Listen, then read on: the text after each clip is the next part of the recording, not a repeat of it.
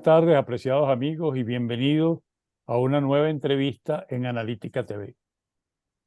No se puede pretender con certeza cómo será el entorno en Venezuela en 2024, ya que está sujeto a múltiples factores y circunstancias. Sin embargo, actualmente el país atraviesa una crisis económica, política y social, por lo que estamos seguros de que 2024 seguirá siendo un año de desafíos significativos. La Venezuela 2024, ¿dónde estamos y para dónde vamos? Esa es la pregunta que todos nos hacemos. Y para ayudarnos a aclarar el panorama en el día de hoy, nos acompaña un experto en consultoría política y estratégica, Osvaldo Ramírez, fundador y director de ORC Consultores y de Frequency 58, quien ha dedicado su carrera a analizar el riesgo político, la inteligencia del entorno y la comunicación política, no solo en Venezuela, sino también en el Caribe y Estados Unidos. Osvaldo es además consultor senior asociado en De Bengochea y Partners, miembro de IAPC y director de ALACOP, y ha trabajado en áreas clave como consultoría estratégica, riesgo político y manejo de crisis, además de dirigir y asesorar campañas electorales en diversas partes del mundo. Cursó la carrera de Ciencias Políticas en la Universidad Central de Venezuela y tiene especializaciones en finanzas públicas en la Universidad Católica André Bello y gerencia pública en la Universidad Metropolitana. Buenos días. Comencemos ahora nuestra entrevista. Es un placer tenerte con nosotros y comencemos reconociendo prioridades en favor de nuestra audiencia. Explícales tú mismo quién es Osvaldo Ramírez. Muchas gracias por la invitación y bueno, un saludo afectuoso a todos los que nos están viendo en esta entrevista. Mira, Osvaldo Ramírez, soy un consultor político trabajando acá en Venezuela y para la región de Latinoamérica, tratando de ayudar a muchas organizaciones a entender las dinámicas tan complejas de América Latina y particularmente de Venezuela. Dinámicas que efectivamente te llevan a algunos a tratar de potenciar sus inversiones, a otros a tratar de entender cómo entrar en un territorio. Pero básicamente hemos buscado la fórmula en la que a partir de nuestros estudios de riesgo político, encuestas, grupos focales, tableros de conflictividad social, tableros de poder, para entender obviamente esas dinámicas gubernamentales y cómo se mueven las facciones de poder obviamente, valga la redundancia, poder explicar a los interesados en distintos países cómo seguir conduciéndose ante un conjunto de adversidades que estamos viendo en un campo epocal, en un cambio epocal importante, con una crisis de la democracia liberal y en donde cada vez hay más presiones por parte de la ciudadanía para lograr satisfacer sus necesidades. Ahora, en definitiva, tu experiencia es en el campo de la consultoría política, Osvaldo. ¿Qué es eso de consultoría política? Una expresión que percibimos que se extiende cada vez más. Mira, el campo de la consultoría política tiene tres grandes vertientes. La primera vertiente es ayudar a la gente a obtener el poder o a manejar el poder, ¿ok? Sobre todo en momentos electorales. Es asesoría a candidatos y partidos. Una segunda dimensión es la que efectivamente trata de poder ayudar a gobernantes ya en el ejercicio del poder, en el manejo y el entendimiento de diferentes variables que obviamente tengan el fin de perseguir y de mantener el poder. Y en el tercer lugar, la tercera arista, está asociada al mundo empresarial, al mundo corporativo, de cómo comprender esas relaciones con diferentes stakeholders que tienen poder político. Okay, desde congresos, lobby, situaciones de relaciones con el ejecutivo, con los reguladores, con otros países, con otras naciones, porque también implica, dependiendo del tablero donde se mueve la organización, tener que entender dinámicas completamente distintas en cada nación. Eso es un poco el trabajo de la consultoría política, que puede ir desde la formulación de estrategia, el relacionamiento con el poder, el manejo de la comunicación política, el tema ligado obviamente a la propaganda, así como ya en campañas electorales, lo que puede implicar el desarrollo de una campaña electoral del ejército de tierra, del ejército electoral, como se llama popularmente, o efectivamente las estrategias de comunicación. Mira, en concreto, expónnos varios casos o desempeños llevados a cabo por ti en el exterior. Mira, nosotros hemos estado trabajando en diferentes campañas en el PRI en México. hasta el año 2019. Hemos ayudado desde el año 2015 al presidente actual de República Dominicana como grupo político a través de Bengochea Partners, Luis Abinader, en su primera campaña y luego la segunda campaña que lo llevó a la presidencia, actualmente ayudándolo también en su proceso de reelección.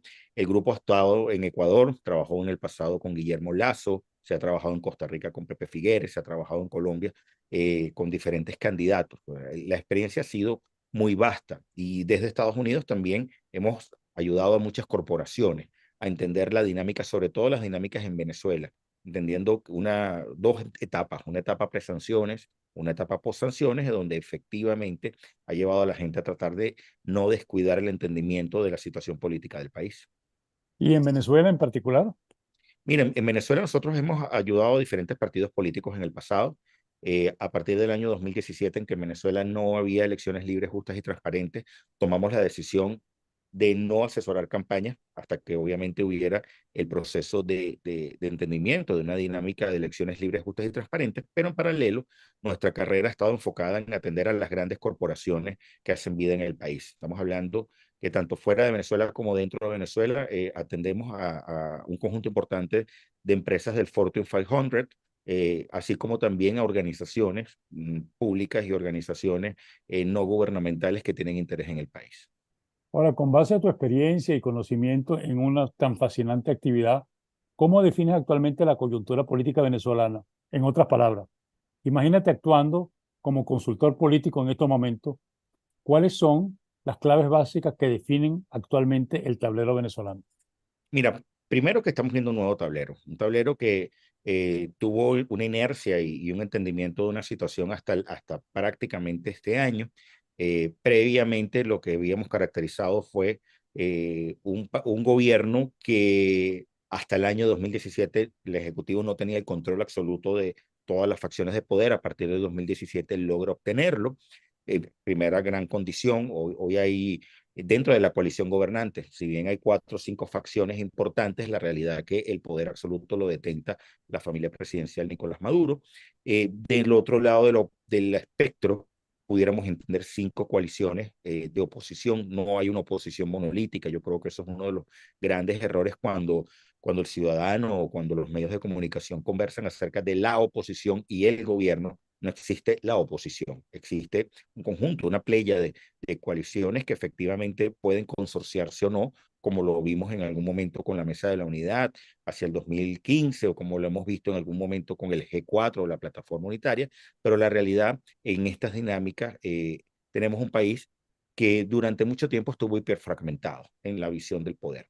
Y el segundo tablero es una ciudadanía que aspira a cambios, pero que en esa esperanza de cambios generalmente estuvo, yo creo que bastante decepcionado de que esos cambios no se alcanzaran, generando un proceso muy amplio de migración, que no solo depende de esos cambios, estamos hablando de condición política, de seguridad, de condiciones de vida, de oportunidades.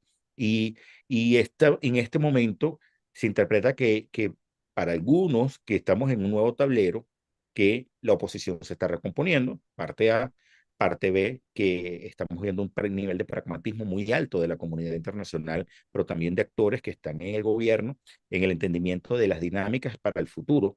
Y en tercer lugar, un ciudadano que se debate en dos aguas. Una es despolitizarse, olvidarse de lo público y concentrarse estrictamente en sus nichos personales, y un grueso de ciudadanos que dicen necesitamos el cambio porque efectivamente ese cambio político, ese cambio económico es lo que nos puede brindar la calidad de vida que estamos esperando para el futuro. Mira, Osvaldo, y del otro lado, si hablamos del régimen, ¿cómo llamamos? ¿Tú crees que es un bloque monolítico? ¿Sigue siendo un bloque monolítico? Es monolítico en tanto y cuanto tienes el objetivo de permanecer en el poder. Eso es, yo creo que como objetivo macro, que logra entrar en las diferentes facciones que hacen vida allí y que efectivamente te llevan a comprender que tienes que a veces disminuir los niveles de presión interna para poder efectivamente lograr ese objetivo del mantenimiento del poder. Venezuela es un mercado político y cuando hablamos de un mercado político, como pudiéramos caracterizar unos países en el Cuerno de África o en Asia, en donde el poder quien detenta el poder logra repartir ciertos poderes en diferentes formas, económico, político, social, etcétera, y eso logra comprar unas lealtades que efectivamente mantienen a la coalición gobernante andando. En otros países, cuando alguna de las facciones deja de recibir parte de esos beneficios, se produce ese fenómeno de la rebelión por la búsqueda de la renta. Ok, en Venezuela no lo hemos visto en este momento, pero sí hay una realidad. Entender que por ahora, por mucho ruido que haya en el sistema, por muchos rumores que haya en el sistema, terminas efectivamente entendiendo que la coalición gobernante está clara que quiere permanecer en el poder a costa de lo que sea. Eso quiere decir que no existen fisuras. Puede existir fisuras, pero esas fisuras no son públicas. Ujú. Y además, cuando buscas alcanzar ese gran objetivo, entra el pragmatismo. Hasta dónde permanecer en el poder requiere pragmatismo, sobre todo pragmatismo económico. Ok. Ahora, Osvaldo, yo tuve la oportunidad, gracias a ti, de conocer el contenido de un reciente estudio que realizaste en Venezuela de muy reciente fecha. ¿Qué podrías decirnos públicamente sobre ese documento? ¿Qué dice? ¿Qué nos descubre? Mira, lo primero a entender, bueno, esto es parte de los estudios de Frequency 58, que es nuestra encuestadora de ORC Consultores. Este es un estudio que hacemos de forma trimestral para que los clientes se suscriban y puedan tener acceso a información no solo política, sino información de entorno, consumo, liderazgo, entendimiento de situaciones morales, cómo se comportan unas marcas, cómo se comporta la confianza en las instituciones, cómo se comporta la confianza hacia ciertos actores políticos, sociales, económicos. Pero en el más reciente, este estudio es del 8 al 15 de noviembre. Todos nuestros estudios tienen una base mínima de 1.100 muestras. En este caso tuvo 1.117 muestras con una confianza de 95% y un margen de error de 2,5%. ¿Ok? En este reciente estudio medimos principalmente tres factores. El tema ligado a las percepciones acerca de la primaria, el liderazgo que emergió o se consolidó con el 22 de octubre, con el tema de la primaria, y algunos escenarios relacionados con una elección presidencial. Porque estos son, yo creo que los tres elementos por ahora que pueden estar generando una situación de preconfiguración de lo que va a ser el tablero del año 2024. Año 2024, en donde tienes tres capas. Primera capa, la flexibilización de sanciones, recordando que la flexibilización de sanciones, estas licencias otorgadas por el Departamento del Tesoro a través de los FAC, muchas de ellas vencen en abril. Segundo, la esperanza de que en Venezuela haya un proceso de redemocratización derivado de este proceso de negociación que tuvo la expresión de la firma de dos acuerdos parciales en Barbados. Y el tercer elemento, la necesidad de entender que Venezuela, para la comunidad internacional, me permito este comentario, Venezuela tiene que entrar en una ruta completamente distinta porque ya tengo problemas de política doméstica. Te hablo el ejemplo, los migrantes dentro de Estados Unidos que atraviesan la frontera de una manera frecuente, o lo que implica tener que pagar ayuda humanitaria, o lo que implica efectivamente lo que puede colaborar Venezuela en el tema de los apoyos en materia energética, gasífera, para algunas partes del mundo, por ejemplo Europa, o lo que pueda significar la venta de petróleo, y esos elementos hoy están concentrados en que su estabilidad o no pasa efectivamente por el tema de la elección presidencial en Venezuela. Bueno, justamente en Estados Unidos, para la campaña electoral y para el presidente Biden, el tema de la migración es un tema extremadamente sensible.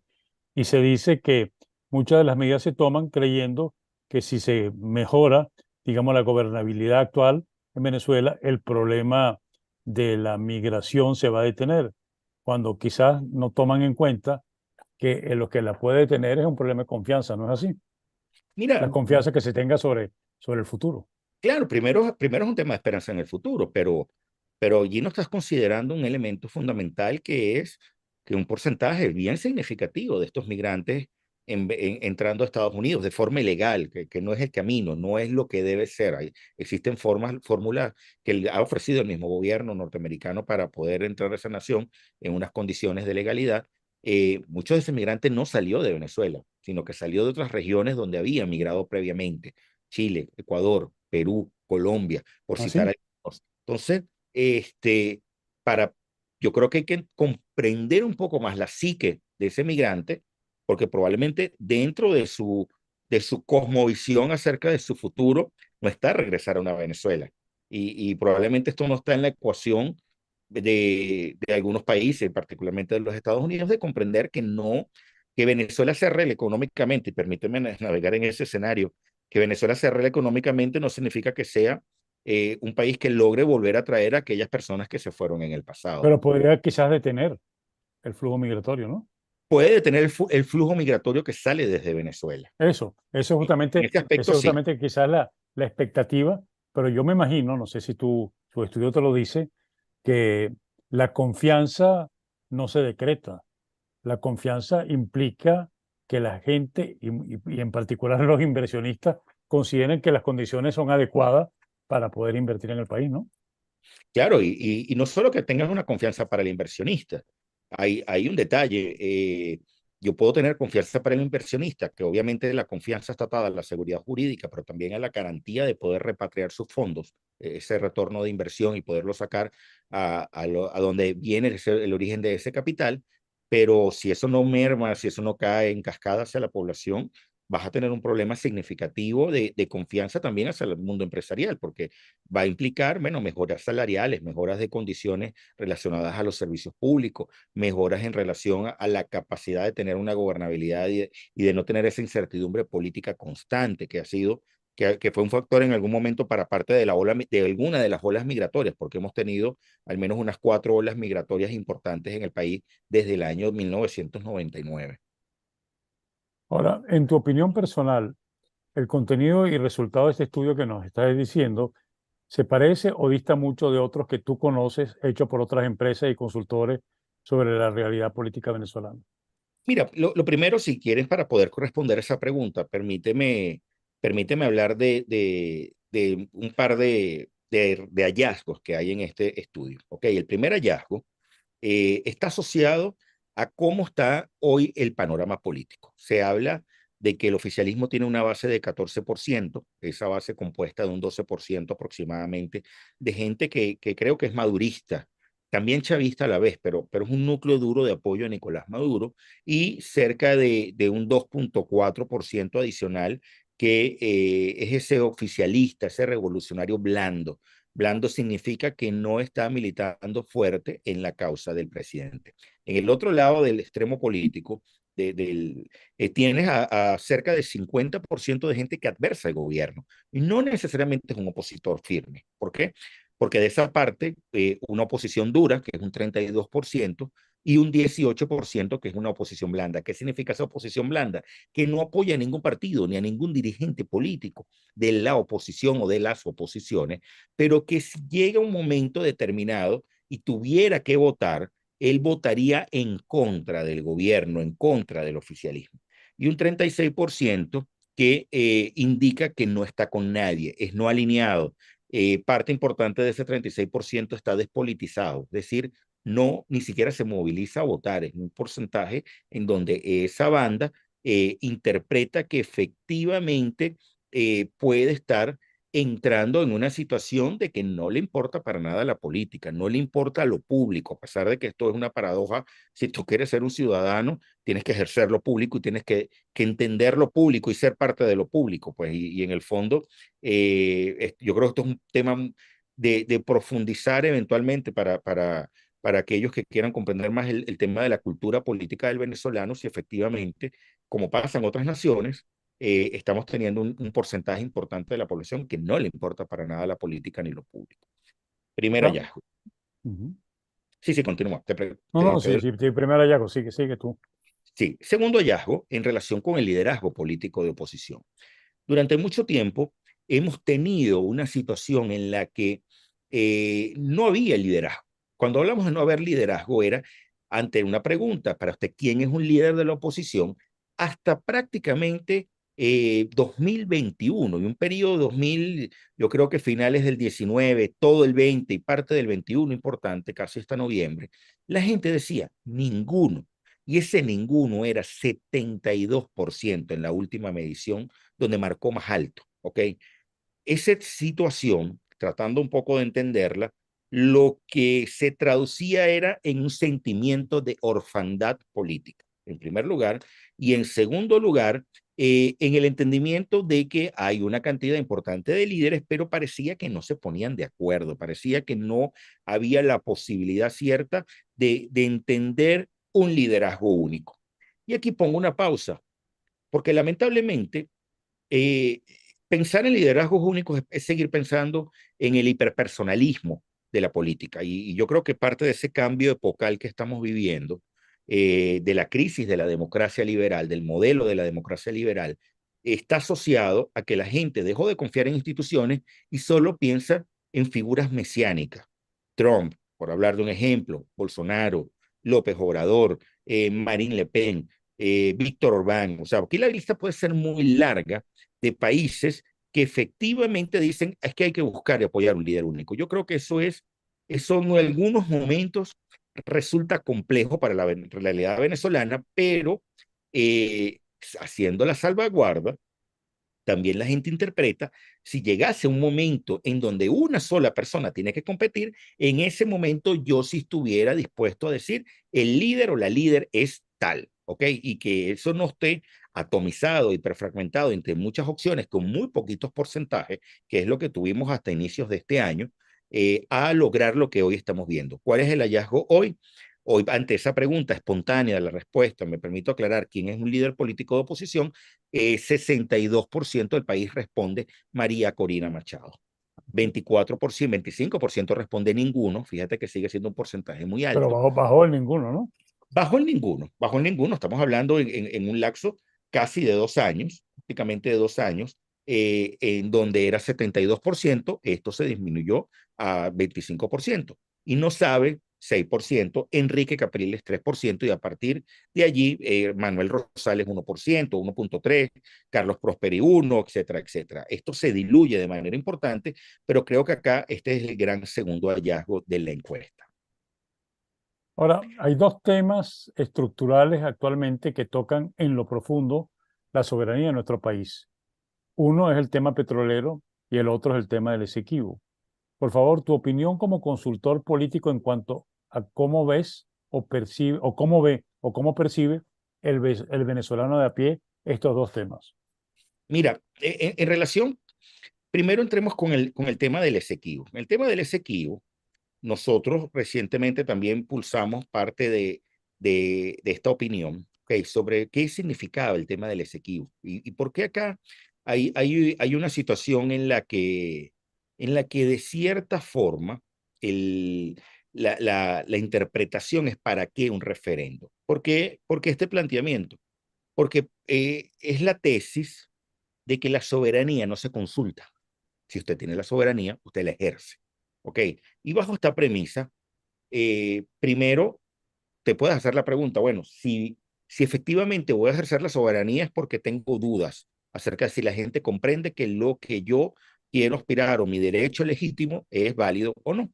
El segundo elemento, de entorno, tienes un evento de primarias en donde votó eh, unos 2,5 millones de personas aproximadamente, que el efecto posterior en visión de opinión pública nos marcó que al menos 52, 53% indicaba que la primaria había sido un éxito. Es decir, el efecto mediático terminó de contagiar a mucha gente en pensar que eso era un éxito, pero justamente en el fin del referendo sobre la reclamación legítima que hay de Venezuela con Guyana por el Esequibo, el 28% pensaba que el referendo lo que busca es recuperar un territorio que es nuestro. ¿Ok? Tema importante, fundamental, porque indica, bueno, vamos a votar, pero yo me imagino que tú vas a tener unas acciones en consecuencia. Yo creo que esa es la expectativa de la gente.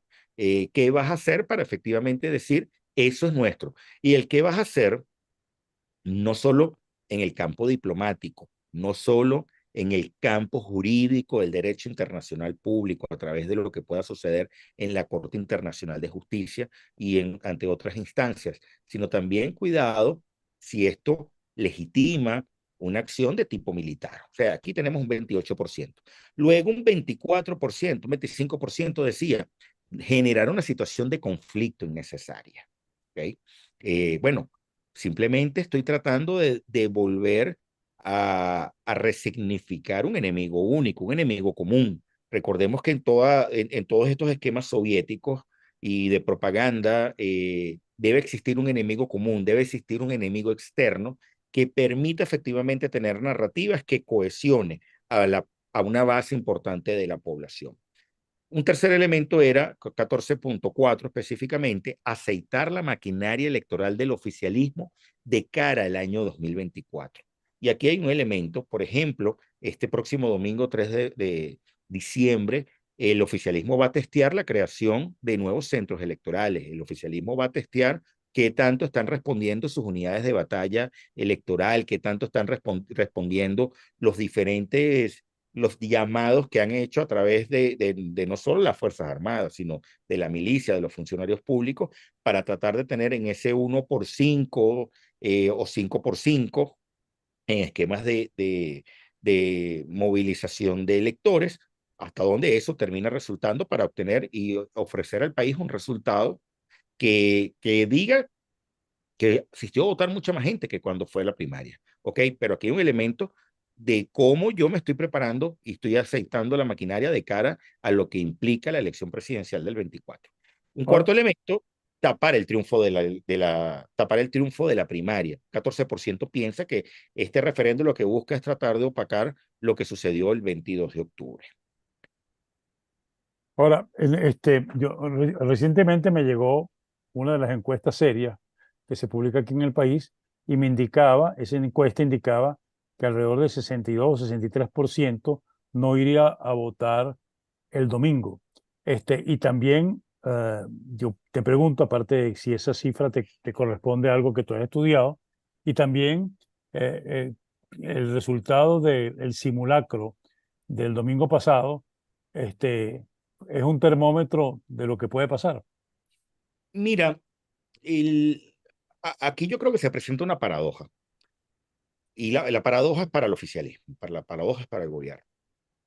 Los estudios están indicando, diversos estudios, que esta elección por ahora tenía un piso del 13%, que cuando hablamos de piso es una participación dura, y que ese techo podía estar llegando cerca de 32% aproximadamente. O sea, estamos hablando de una participación relativamente alta para lo que significa un referendo que la gente no comprende todavía cuáles son las consecuencias de ese referendo. Aquí yo creo que es importante entender cuáles van a ser las acciones en consecuencia a partir del día lunes 4 de diciembre. Entonces, entendiendo esto, es en la batalla del relato, del framing comunicacional, cuál es la idea y cuál es el número que va a imponer el oficialismo en función de decir esto fue un éxito. Y ese éxito, en cierta forma, tiene que trasladarse a la imagen de lo que tú vas a ver en las colas, en los centros de votación. O sea, vas a tratar de disminuir lo que fue el efecto del 22 de octubre y van a tratar de mostrar una foto mucho más amplia. Y obviamente que el sistema esté replicando. Segundo elemento, aquí, si bien efectivamente pudiéramos hablar de que un tercio del país tiene la intención de votar, eso no es un capital propio del oficialismo. No es que es una elección interna del PSV y la gente asistió a escoger unos candidatos. Aquí estamos hablando de una situación en donde opositores y no alineados van a votar de manera legítima. Tienen el derecho de decir, yo quiero participar porque considero que el equipo es nuestro y ese es el mecanismo para expresar algunas cosas.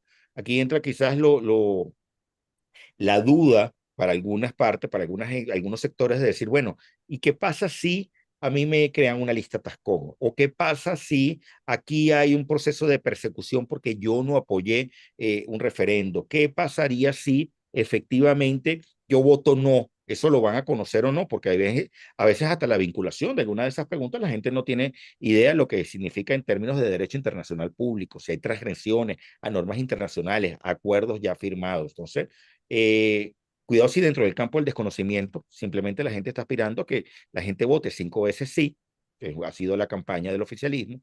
Por cierto, una campaña en términos de comunicación política espectacular. Yo creo que tenía, wow, casi desde la época de Hugo Chávez 2012, en donde no había un despliegue tan amplio de microtargeting. de microespecificación para hacer campaña por parte de un actor político dentro del país y que efectivamente logre convencer a gente que no sabe que está recibiendo o está siendo objeto de un proceso de persuasión y de propaganda, pensando que eres tú o que soy yo el que está hablando en buena lid del Esequibo.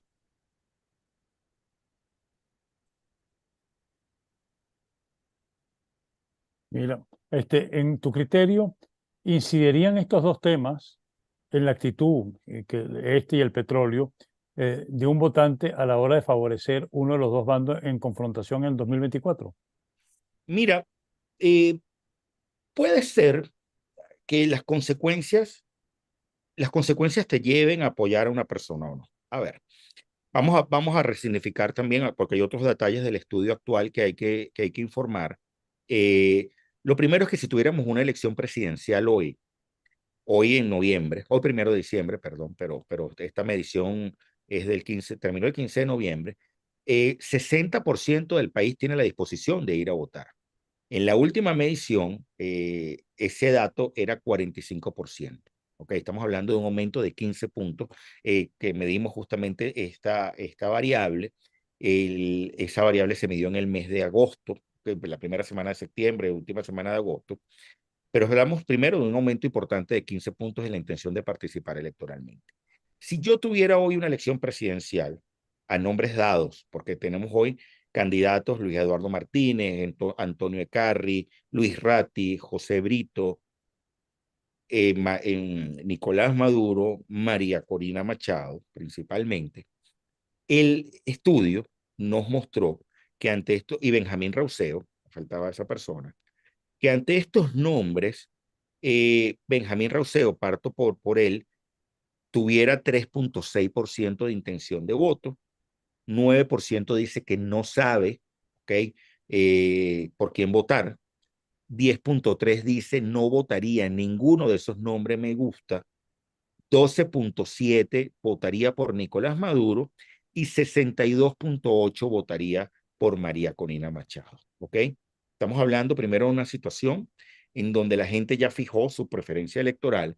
Esto puede cambiar. Ojo, recordemos siempre que una encuesta es una foto del pasado reciente, pero es una foto al fin y al cabo que se utiliza para hacer estrategias para el futuro. O sea, no es algo que sea escrito en piedra para el futuro. Simplemente es algo, son elementos que le ayudan a los consultores o que le ayudan a las empresas, a los comandos de campaña, a entender dónde está su posición actual y qué debe hacer para mantenerla o para aumentarla, dependiendo obviamente del bando donde esté.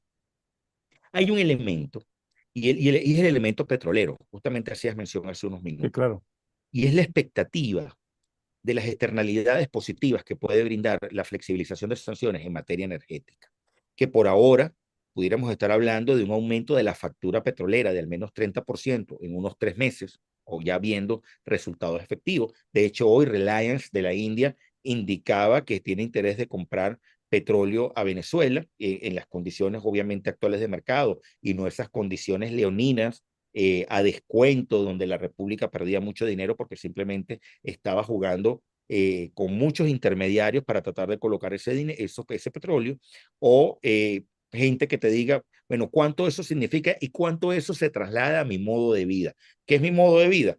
Mejora en servicios públicos, electricidad, agua, mejoras salariales. ¿Ok? Y aquí hay elementos significativos, porque no necesariamente tú vas a tener la posibilidad de verle el queso a la tostada en un tiempo tan corto que permita efectivamente a un candidato poder subir o a otro candidato poder bajar de acuerdo a los efectos que tiene esa externalidad, negativa o positiva, en función del aumento de la producción petrolera o el aumento de la factura petrolera, porque no vendes el crudo a descuento.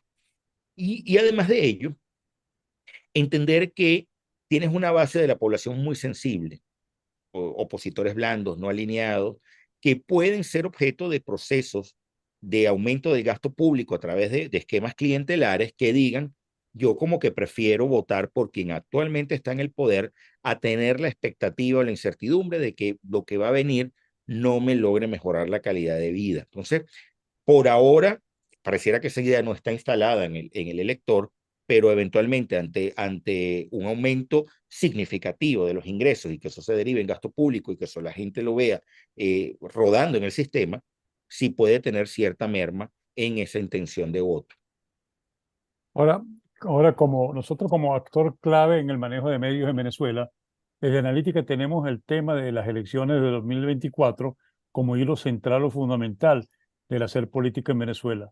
¿Cómo ves tú ese futuro prácticamente inmediato que tenemos los venezolanos por delante en cuanto a las elecciones presidenciales del 2024? Mira, hay la expectativa de que obviamente los acuerdos de Barbados se cumplen y en Venezuela haya una elección medianamente libre, justa y competente. Y digo mediano o mínimamente libre, justa y transparente. ¿Ok? Hay cuatro escenarios. Esos cuatro escenarios están sobre la base justamente de la capacidad de que haya una elección presidencial. Primero, absolutamente libre, justa, ¿ok? Como el escenario deseado. Un escenario de una elección con mínimas condiciones, pero donde efectivamente la oposición sí controló quién competía. Un tercer escenario que está asociado a una elección, a la simulación de una elección, a la ilusión de una elección en donde el oficialismo escoge con quién compite. O sea, decide quién es el candidato para que efectivamente quien es el candidato incumbente, en este caso Nicolás Maduro, pueda tranquilamente ganar la elección satisfaciendo mínimamente a la comunidad internacional, y un último escenario de ausencia de elección. ¿Por qué la ausencia de elección? Porque, bueno, entres en una situación terrible de una guerra, vamos a asumir en un escenario complejo, que simplemente decidas a entrar al Esequibo, a entrar a un territorio que esté en disputa y que efectivamente digas, yo, esto es mío y punto, lo voy a mantener por la vía de las armas. Y es un escenario que está allí porque puede ser una consecuencia potencial del referendo del 3 de diciembre. Habrá que ver hasta dónde efectivamente el oficialismo se juega esa carta. Pero estos Ese, cuatro escenarios están allí, son los que estamos viendo para el año 2024. ese último escenario que tú hablas me recordaría el escenario Galtieri en Argentina, ¿no? Por completo. O sea, claro, Y las consecuencias y que también tuvo, recordemos las consecuencias de eso y cómo terminó. claro, porque Este, fueron Videla y Galtieri, y mira lo que pasó, eso puso punto final a la dictadura militar en Argentina, ¿no?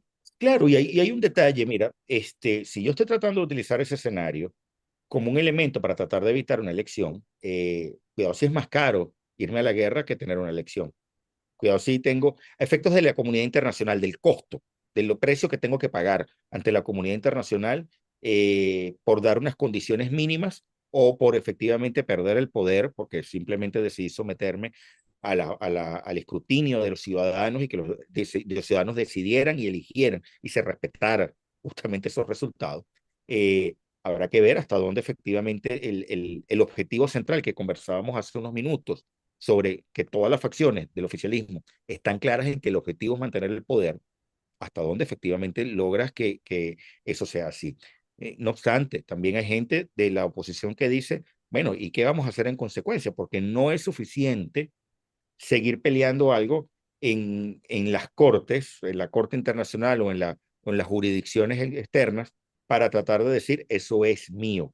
O a qué acuerdo llegamos para que la zona en reclamación no sea dada como concesiones a empresas transnacionales para la explotación en sectores energéticos. O sea, cuidado si aquí terminas teniendo unas soluciones híbridas para tratar justamente de evitar ese conflicto.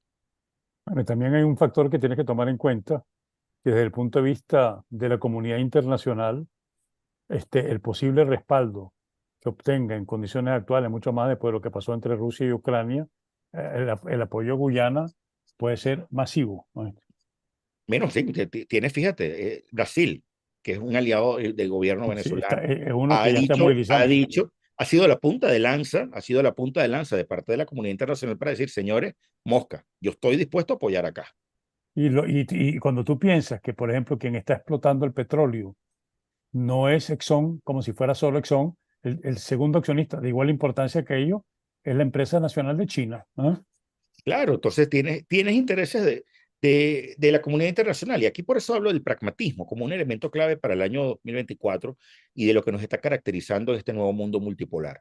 Además, estamos siendo testigos. Yo creo que hemos sido testigos de dos cambios de modelo. El cambio de modelo de la Guerra Fría a un mundo monolítico de Estados Unidos por algunos años y el surgimiento de otros actores que están comenzando a competir para entrar en un mundo multipolar de diferentes fuerzas. Y justo en este punto de pragmatismo de muchos actores de la comunidad internacional es, bueno, hasta donde yo estoy dispuesto a tolerar que simplemente tú entres también donde yo tengo algunos intereses.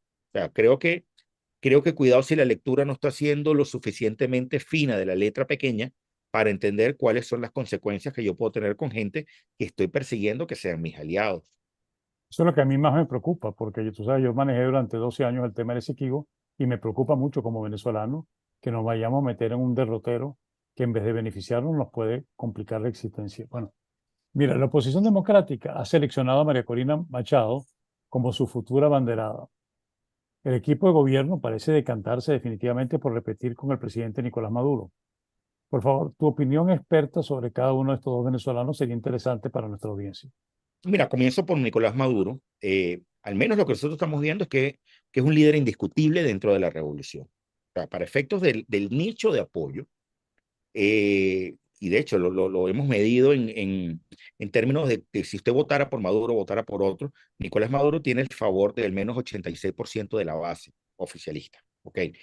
Cuando mides al siguiente, todos todos pivotan entre 13 y 18%. O sea, estamos hablando del resto de las personas que están allí. Para efectos de la gente, esta es una revolución conducida por Nicolás Maduro. Punto. Y si eso es así, efectivamente, eso va a generar una situación en la que no haya contendores que digan vamos a cambiar el rostro, porque ha habido ciertos rumores recientemente de que la gente puede estar pensando en cambiar ese modelo. Ojo, ir de repente el modelo del PRI mexicano durante 70 años, que cada 6 años cambiaban la cara de quien detentaba el partido. Aquí hablamos de la diferencia entre instituciones, cuánto pesa el partido, cuánto pesa la persona. Y en este caso particular, la persona es mucho más amplia que lo que pesa el partido por ahora. Si el partido lograra imponerse, como en otros modelos, por ejemplo el chino, esto pudiera ser una situación distinta donde efectivamente te cambien el rostro en función del mantenimiento del poder. ¿Qué hay allí?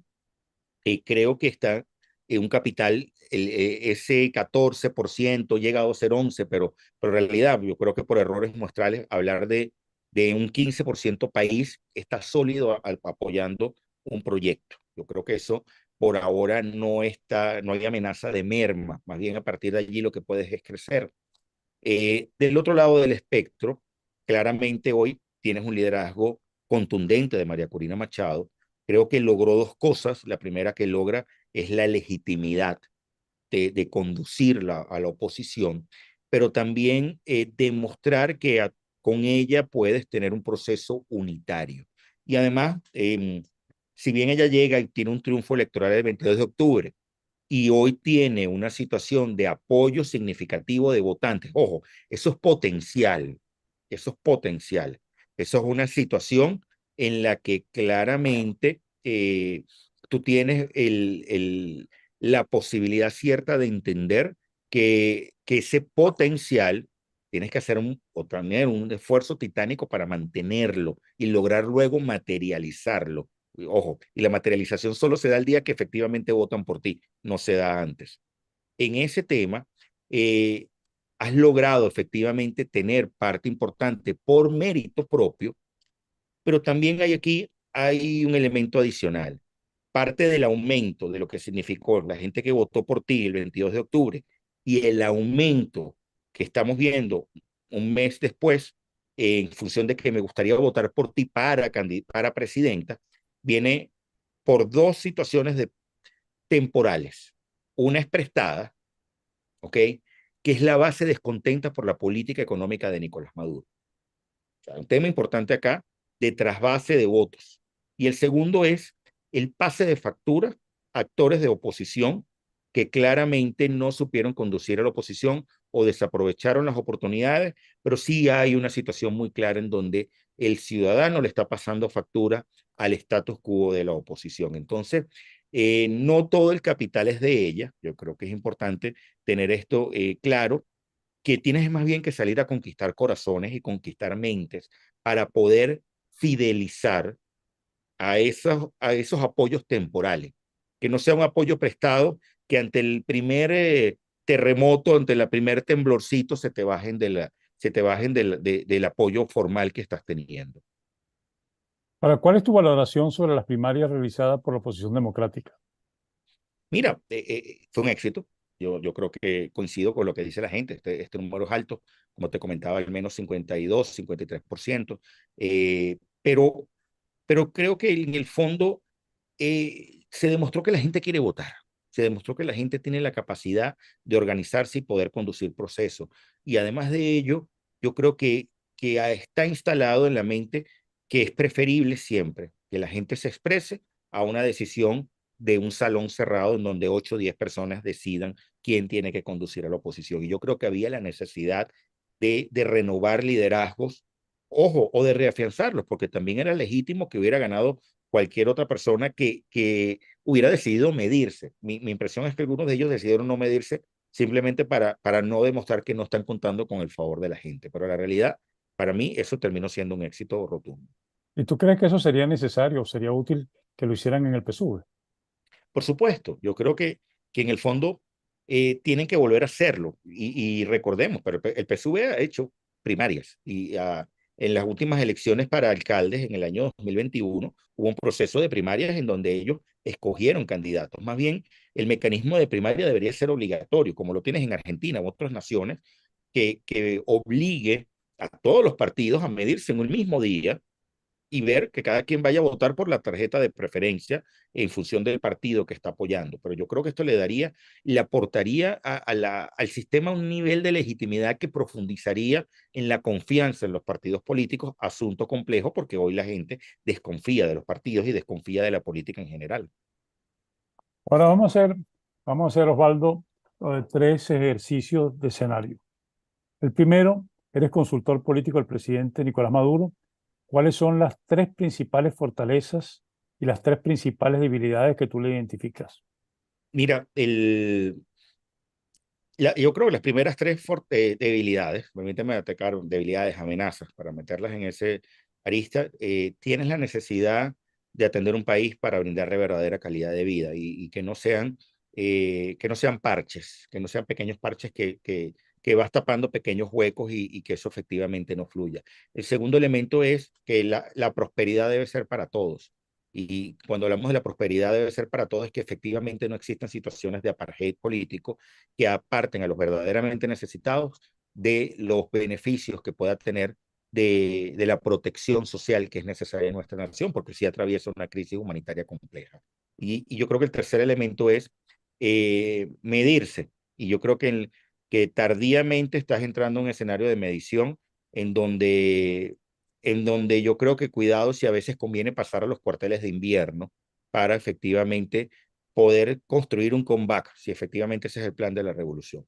Fortaleza, mira, es un líder único, es un líder yo creo que sólido y estable dentro del PSV. Y el segundo elemento está asociado a que controlas, yo creo que las instituciones, y en ese control institucional parcial, efectivamente puedes haber desaprovechado lo que implica la lealtad hacia su figura.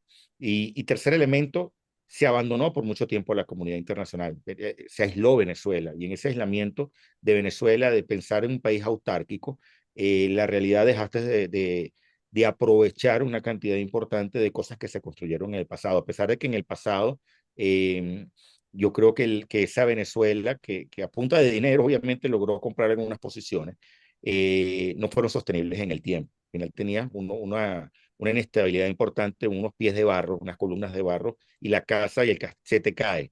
Y en esa casa que se te cae, efectivamente, la única forma de sostenerlo es por la legitimidad de la gente. El segundo caso que te planteaba, eres consultor jurídico, entonces, de Bueno, político de María jurídico no, Corina no soy Machado. abogado. Ajá, sí. ¿Cuáles son sus tres principales fortalezas y sus tres principales debilidades? De María Corina. Sí. Mira,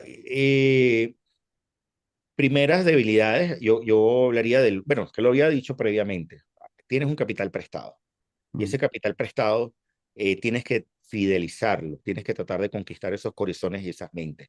El segundo elemento es tender puentes y tender puentes hacia sectores que a ti te habían visto en el pasado como una persona con unas posiciones muy firmes y que te colocaban la etiqueta de radical. Esa moderación hacia el centro, ese tender puentes, obliga a decir, yo estoy dispuesto, obviamente, a entender una nación más grande o diferente a lo que efectivamente fue en el pasado. Y el tercer elemento, quizás el más riesgoso, es qué hacer justamente con esa base que aspira a radicalización, que aspira a una situación de fase de factura. Yo creo que esto es complejo porque vamos a las oportunidades. Este es un país que tiene que reconciliarse. Este es un país que tiene que entrar en una situación de poder entender que trabajando juntos es que vamos a poder lograr resolver los grandes desafíos que tenemos por delante, sobre todo desafíos de reconstrucción de la institucionalidad, pero también de una nación y también del entendimiento de que vas a poder avanzar en función de que es la unión lo que puede permitir justamente el reencuentro entre el empresario y el trabajador, entre la inversión extranjera y la inversión nacional, entre los gobiernos locales y gobierno nacional, entre el ciudadano y el gobierno, lo público y lo privado. Y yo creo que ahí es fundamental entender eso. Y el tercero es, en caso de que seas presidente y que termines siendo electa, ¿cómo vas a manejar el tema de la justicia transicional? Si esos son elementos críticos, porque tenemos ejemplos en donde de eso nada se habló y tuviste que gobernar junto a gente que estuvo en el poder por mucho tiempo, mientras que en otros casos, estos casos se durmieron en el tiempo y otros casos se activaron de manera muy rápida. Yo creo que esto es un elemento bastante complejo que va a entrar en esas dinámicas de juego relativamente rápido. Pero tú, ¿y las tres fortalezas? Mira, la fortaleza yo creo que viene asociado a la capacidad de unir un país, yo creo que sí lo hay, de gerencia, y además de ello, de una fórmula que no tenía antes el tema de quien ha conducido la política, que son hombres. Yo creo que las mujeres son mucho más capaces que los hombres para poder detentar y gerenciar cosas, y yo creo que ahí hay una fortaleza fundamental.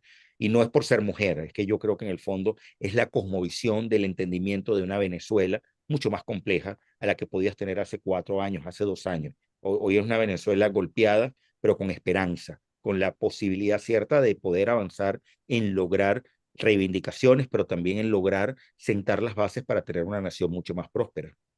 Ya para finalizar, Osvaldo, hablemos de los venezolanos, del mero ciudadano, del empresario, del trabajador. Solo dos preguntas. Frente a una nueva oportunidad para elegir presidente de Venezuela, ¿qué tienen en mente como prioridad los venezolanos? ¿Qué tres cosas quieren más y qué es lo que más rechazan? Mira, lo primero que quieren es servicios públicos de calidad. Yo creo que esto es un tema crítico. Nosotros acabamos de hacer nuestro estudio de riesgo político. Es un estudio en donde se incorporan a más de 100 directores, gerentes generales de las grandes corporaciones y compañías que hacen vida en Venezuela, junto con el equipo consultor de ORC Consultores. Y en ese estudio, la principal variable que quedó como máxima amenaza para el año 2024 era el tema eléctrico, es el tema de la presión fiscal, es el tema ligado a la calidad de vida per se, agua, gasolina, etcétera. Yo creo que ahí hay que atender estos detalles y es el clamor que tú escuchas de norte a sur, de este a oeste. Quiero un país que funcione. El segundo elemento es salarial. El segundo elemento es de tener una empresa privada, una empresa pública, un sector público que pague buenos salarios y que logre efectivamente tener salarios competitivos. Pero eso no es solo lo suficiente, porque también necesitas del lado del gobierno tener una política económica que ayude a estabilizar en la nación, sobre todo estos números fiscales, tanto macro como micro, y que te permitan efectivamente vivir en un país que sea estable económicamente. Y el tercer elemento, el tercer gran anhelo de los ciudadanos termina siendo la reconciliación y la unión. Necesitamos estar unidos para poder avanzar. Del lado empresarial, ya te comenté uno, es el tema fiscal, es el tema de los servicios en segundo orden, pero el tercero es la capacidad de poder tener una empresa fuerte. Y una empresa fuerte significa una empresa que no tenga que estar dependiendo de las dádivas gubernamentales para poder funcionar, que no tenga que estar dependiendo de los vaivenes de las relaciones públicas con ciertos sectores para poder progresar. Yo creo que es necesario entender que hay la necesidad de una clase económica fuerte, de una clase empresarial fuerte, pero también de que esa clase empresarial fuerte sea fuerte por mérito propio y no sea fuerte por subsidio o porque estuvo empujada constantemente por un Estado. Y perdón que te pregunte en esto, ¿y el tema de la educación y el tema de la salud incide en algún momento? Para el ciudadano sí, sobre todo en la capacidad de poder tener un seguro de salud privado. Menos del 10% del país tiene un seguro de salud privado. Yo creo que aquí hay un gran anhelo entendiendo esos retos. Me da la impresión que para el año que viene esa va a ser una de las prioridades del gobierno, el tema educación, y el tema salud. Y en materia de educación para mí sí es el más crítico. Hoy, en parte de nuestros estudios lo vemos sistemáticamente, lo medimos cada 4 meses. Y cuando le preguntamos a la gente si le alcanza el dinero o no para comprar sus cosas, si le alcanzó el dinero el último mes para comprar comida, pagar gasolina a los que tienen transporte, medicinas, los que necesitan medicina. En el tema de la educación, 72% del país te dice, no me alcanza el dinero para pagar educación. Y ya sistemáticamente estamos viendo una tendencia que nos habla a nosotros, si hiciéramos un ejercicio de futurología, de qué va a pasar con esos niños que no están recibiendo la educación adecuada o que se salen del sistema escolar. Entonces, yo creo que acá se presentan unos retos significativos que no los vamos a ver ahorita, lo vamos a ver dentro de 10, 15, 20 años con una base más iletrada, lamentablemente, o con menos capacidades cognitivas, lamentablemente, para poder afrontar los desafíos del futuro. Para terminar esta interesantísima conversación, entrevista, ¿existe diferencia entre nosotros en cuanto a género, hombres y mujeres, en cuanto a nivel socioeconómico y finalmente en cuanto a residencia, los que viven en ciudades grandes y los que viven en pueblos y comunidades del campo o de la montaña?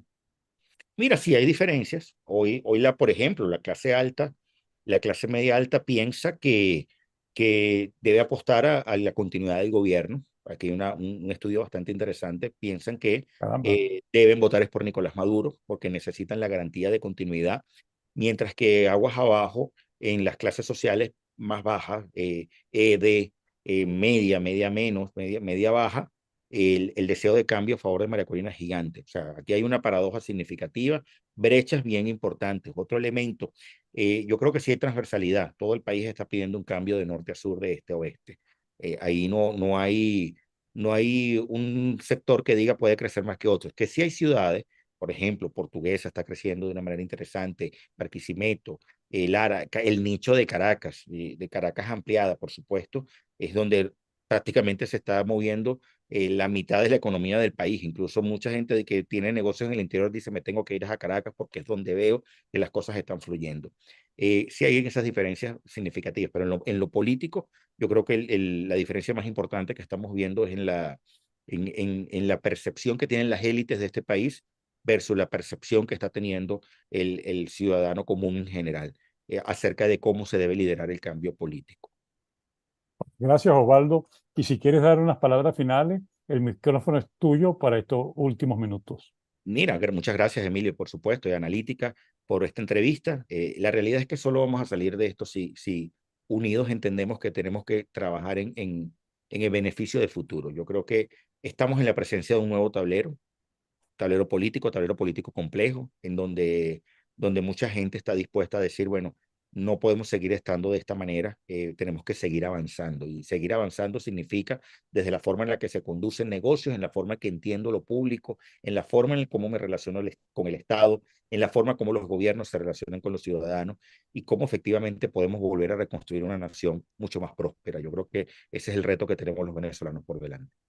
Muchas gracias, Osvaldo. Y entonces, bueno, esperemos que la gente entienda y que la gente sienta qué es lo necesario que hacer para que el país progrese.